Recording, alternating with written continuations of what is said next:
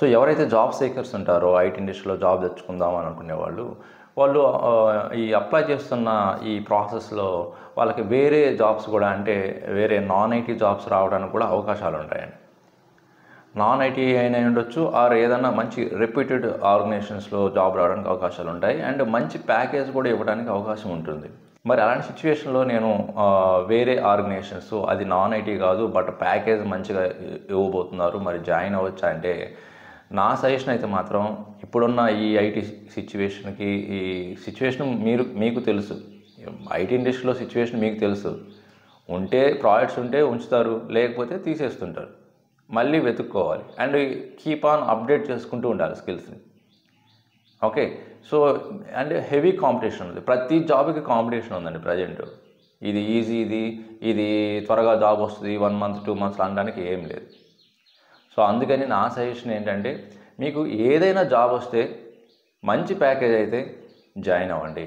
Suppose మీరు అది IT job కాకపోయినా వేరే ఏదైనా సరే, అది నాన్ ఐటీ అయినా సరే, మీకు ఇయర్లీ ఒక 10 lakhs 12 lakhs ప్యాకేజ్ వస్తున్నప్పుడు ఇంకేమండి హ్యాపీగా జాయిన్ అవ్వచ్చు కదా. చేస్తే ఐటీ జాబే చేయాలని ఈ మంచి జాబ్ ఓపెనింగ్స్ మంచి ప్యాకేజ్ ఉన్నాయి కూడా వదులుకొని వచ్చేవాళ్ళు ఉన్నారు అండ్ వచ్చిన ఆఫర్స్ని రిజెక్ట్ చేస్తున్న వాళ్ళు ఉన్నారు. ప్రస్తుతం ఉన్న సిచ్యువేషను అంత ఈజీగా ఏం లేదు మీరు అనుకుంటూ ఉండొచ్చు. ఎందుకంటే ప్రీవియస్గా ఎప్పుడో మీ ఫ్రెండ్స్ మీ సర్కిల్లో ఎవరో జాబ్స్ తెచ్చుకొని లక్షలు సంపాదిస్తుండొచ్చు, ఒక కరోనా ముందు కావచ్చు, కరోనా తర్వాత నుండి కావచ్చు.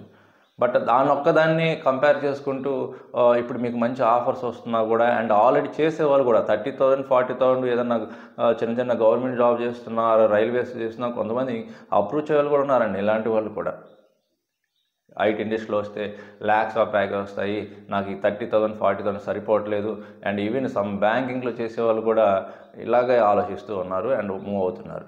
ఇప్పుడున్న సిచ్యువేషన్స్ ఐటీ ఇండస్ట్రీలో ఏంటంటే కొంచెం వరస్ట్గానే ఉంది, అంత ఎక్స్పెక్టేషన్ అంత బాగాలేదు. సో అందువల్ల మీరు మీ జాబ్స్ ఏదైతే చేస్తున్నారో ఆర్ ఏదైనా మంచి ఆఫర్స్ వచ్చినప్పుడు జాయిన్ అవ్వండి. ప్రస్తుతానికైతే జాయిన్ అయ్యి జాబ్ చేసుకుంటారు, ఫైనాన్షియల్గా అయితే మీకు మంచి సెటిల్ అవుతారు కదా. మంత్లీ 80,000 to 1 lakh వస్తున్నప్పుడు ఇంకేమండి హ్యాపీయే కదా. ఇంకా అంతకంటే ఏమి ఐటీ ఇండస్ట్రీలోకి వచ్చి ఏమి మనం ఎర్న్ చేయగలుగుతాము. అవి కూడా మాకు తక్కువ అని అనుకునేవాళ్ళు ఐటీ ఇండస్ట్రీకి ఇంకా రావాలని కూడా చాలామంది ఉన్నారు. ప్రస్తుతం సిచ్యువేషన్ మాత్రం ఇయర్కి మీకు ఏదో ఒక జాబ్ కనీసం 30,000 40,000 ఏదో వేరే జాబ్ ఏ జాబ్ వచ్చినా కూడా ప్రస్తుతానికి జాయిన్ అవ్వండి. అండ్ మీకు అల్టిమేట్గా మీ డ్రీమ్ జాబు ఐటీ అయితే నేనైతే గివప్ చేయమని నేను చెప్పడం లేదు, దాన్ని ప్యారలల్గా మీరు ప్రిపేర్ అవుతూనే అండ్ ఇంటర్వ్యూస్ అటెండ్ అవుతూ మంచి ప్యాకేజ్ మంచి కంపెనీ వస్తే జాయిన్ అవ్వండి. ఇదండి నేను ప్రతి ఒక్క జాబ్ సీకర్స్కి ఆల్రెడీ అండ్ వర్క్ చేసే ఎంప్లాయీస్ కావచ్చు ఆర్ ఎవరికైనా ఆఫర్స్ వస్తున్న వాళ్ళకి ఎట్లా యూటిలైజ్ చేసుకోవాలో కొంచెం థింక్ చేయండి. ఓకే, సో ఎవరికైనా అల్టిమేట్గా ఏం కావాలంటే మనీ కావాలి, శాలరీ కావాలి. మంచి ప్యాకేజ్ మంచి శాలరీ వస్తున్నప్పుడు అది కూడా మీకు కొంచెం రెలవెంట్ స్కిల్స్ మీద వర్క్ వస్తున్నప్పుడు మాత్రం జాయిన్ అయ్యి వర్క్ చేయండి అండ్ వర్క్ నేర్చుకోండి. ఓకే, ప్రస్తుతం అయితే ఏదో ఒక జాబ్ ముందు ఖాళీగా ఉండకుండా జాయిన్ అయిపోండి. ఓకే, మళ్ళీ కొంచెం ఐటీ ఇండస్ట్రీ మంచి కొంచెం స్టేబిలిటీ వచ్చిన తర్వాత మీరు దీంట్లోకైనా మూవ్ అవ్వచ్చు.